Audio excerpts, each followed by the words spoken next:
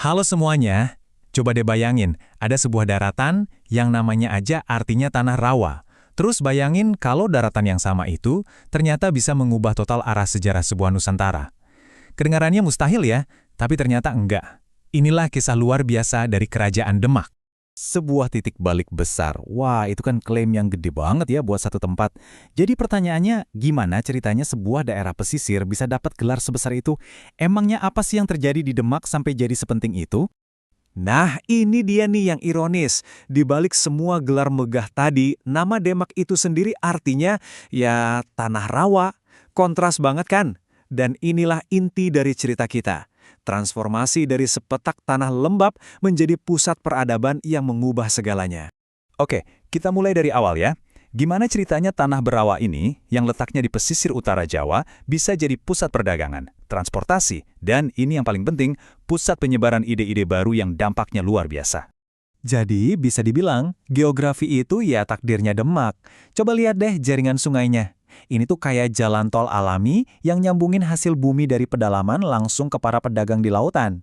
Lokasinya ini bikin Demak jadi titik temu yang sempurna.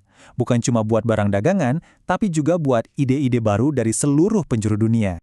Oke, sebelum Demak jadi kekuatan besar, dia itu hidup di bawah pengaruh sebuah kekaisaran raksasa yang sebenarnya lagi mulai meredup. Yuk kita lihat dinamikanya. Nah, slide ini nunjukin dengan jelas banget pergeseran kekuatan besar di Jawa. Di satu sisi, ada kekuatan lama Majapahit, yang basisnya di pedalaman, coraknya Hindu-Buddha, mulai melemah. Di sisi lain, muncul kekuatan baru, yang basisnya di pesisir, coraknya Islam, yang lagi tumbuh pesat. Zaman baru benar-benar dimulai dari sini. Jadi ini dia nih titik krusialnya. Transisi dari sebuah wilayah bawahan menjadi kerajaan Islam pertama yang benar-benar kuat di Jawa. Dan seperti banyak perubahan besar dalam sejarah, semua ini digerakkan oleh satu tokoh kunci. Dan tokoh itu adalah Raden Patah. Sosok sentral yang jadi jembatan antara dunia lama dan dunia baru yang meletakkan fondasi bagi perubahan raksasa ini. Dan ini penting banget ya, ini bukan cuma sekedar ganti dinasti. Raden Patah itu secara fundamental mengubah konsep kekuasaan di Jawa. Kalau Raja Majapahit dianggap sebagai titisan dewa, Sultan Demak memerintah dengan legitimasi dari ajaran Islam. Ini bukan sekedar perubahan politik, ini adalah sebuah revolusi pemikiran. Oke, kekuatan politik Demak itu satu hal. Tapi gimana ceritanya Demak bisa jadi jantung spiritualnya Jawa? Nah, disinilah peran legendaris dari Wali Songo jadi sangat penting.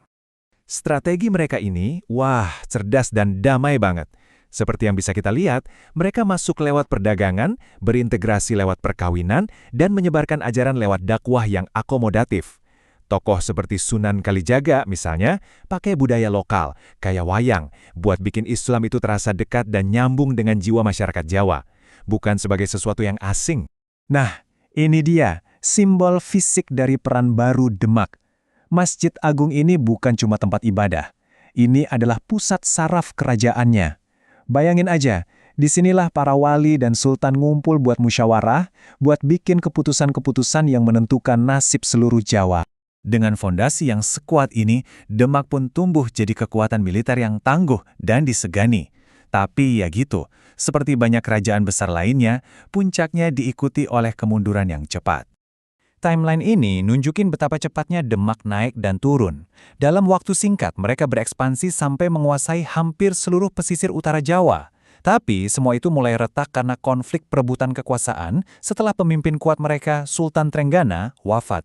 Nah, ini poin yang paling penting. Berakhirnya kekuasaan politik Demak itu bukan sebuah kegagalan, tapi sebuah transisi.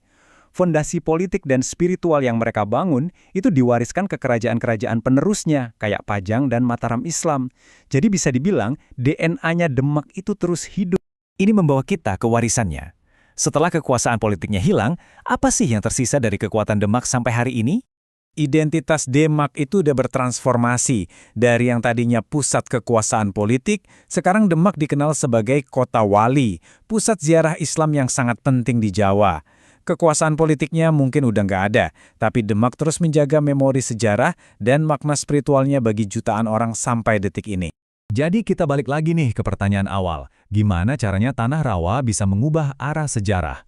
Kisah Demak ngasih kita jawabannya. Ini adalah kombinasi dari lokasi yang strategis, kepemimpinan yang visioner, dan perpaduan unik antara kekuatan politik dan spiritual.